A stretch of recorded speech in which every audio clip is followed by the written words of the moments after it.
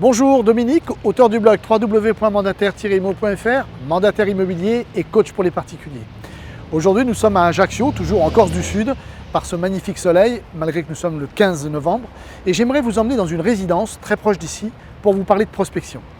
Alors, comme d'habitude, tout de suite après ça.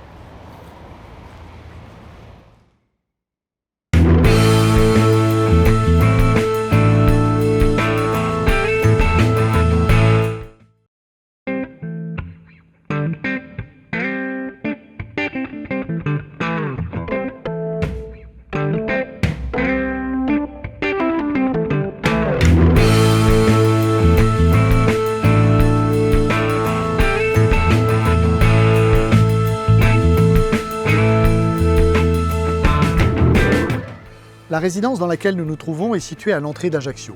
C'est une résidence que je qualifierais de moyen standing avec des prix qui oscillent tout de même entre 2800 et 3500 € le mètre carré, car de nombreux appartements ont une vue imprenable sur le golfe d'Ajaccio. Lorsque nous pensons prospection et plus particulièrement distribution de tracts, nous pensons surtout à la recherche de mandats et nous oublions trop souvent qu'il est également possible de trouver des acquéreurs par ce biais. C'est sur cette prospection que j'aimerais attirer votre attention aujourd'hui, car en peaufinant votre tract, je partagerai avec vous d'ailleurs le modèle que j'utilise personnellement, vous pourrez être bien surpris par le résultat. Ici par exemple, nous avons 6 immeubles, 16 halls d'entrée qui comptent chacun une vingtaine d'appartements. Cela représente donc un minimum de 320 lots. Lorsque vous rentrez un mandat dans ce type de résidence, le potentiel d'acquéreur que vous pouvez toucher sur place est beaucoup plus important que vous ne l'imaginez. Et contrairement à ce que vous pensez, il ne se limite pas aux seuls résidents. Certains diront qu'il suffit de mettre un panneau, mais nous savons tous, hélas, que pour diverses raisons, nous ne pouvons pas toujours en installer un. Et puis quand bien même, un panneau n'aura pas autant d'impact sur les résidents qu'un tract bien rédigé. Vous allez tout de suite comprendre pourquoi. 320 tracts qui vont toucher des propriétaires et des locataires déjà installés dans la résidence.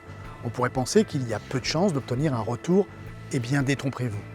Car outre le fait que certains d'entre eux peuvent être à la recherche d'un appartement plus grand ou vouloir passer du statut de locataire à celui de propriétaire, nous allons leur suggérer de jouer les ambassadeurs pour nous auprès de leur famille, leurs amis et leurs collègues de travail. Comment ? Eh bien, regardez le type de tract que je vous suggère de mettre en place. À l'écran s'affiche le tract que je vous conseille d'utiliser pour ce genre de prospection. Plus qu'une publicité, il s'agit en fait de communiquer une information. Pour cela, il y a deux choses qui sautent aux yeux de celui qui le trouve dans sa boîte aux lettres.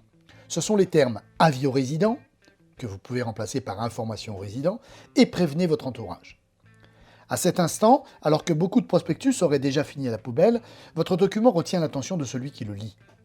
En tant que résident, il se sent directement concerné. De plus, le fait de lui demander de prévenir son entourage l'interpelle fortement. Aucun doute que votre tract sera lu. Le reste du texte est rédigé de façon à informer, questionner, suggérer et mettre le lecteur en action en évitant soigneusement d'être assimilé à un vulgaire slogan publicitaire. Votre mise en page doit rester sobre, sans images et vos coordonnées figurer au bas du tract avec des caractères qui ne soient pas trop gros. Personnellement, je n'indique ni le prix ni le type d'appartement, mais si vous le désirez, vous pouvez mettre ces renseignements à cet endroit. Ce qui donnera « Alors, prévenez votre entourage qu'un appartement de type T3 de X € est à vendre dans votre résidence. » En résumé, faites en sorte qu'au premier coup d'œil, votre tract semble émaner du syndic. À ce propos, dans certains immeubles, il existe des tableaux d'affichage libres d'accès. Rien ne vous empêche d'y placarder votre document. D'autres préféreront le scotcher directement sur la porte du hall d'entrée. Mais attention, en général, ni les occupants, ni le syndic, et encore moins les agents d'entretien, n'apprécient ce genre d'initiative. Pour terminer, n'oubliez pas les mentions obligatoires, RCS, adresse, numéro et préfecture de la carte professionnelle, mais également la mention « Ne pas jeter sur la voie publique ». Si vous le désirez, vous pouvez télécharger le modèle que nous venons de voir en cliquant en haut à droite si vous êtes sur YouTube et dans le statut de la vidéo sur Facebook.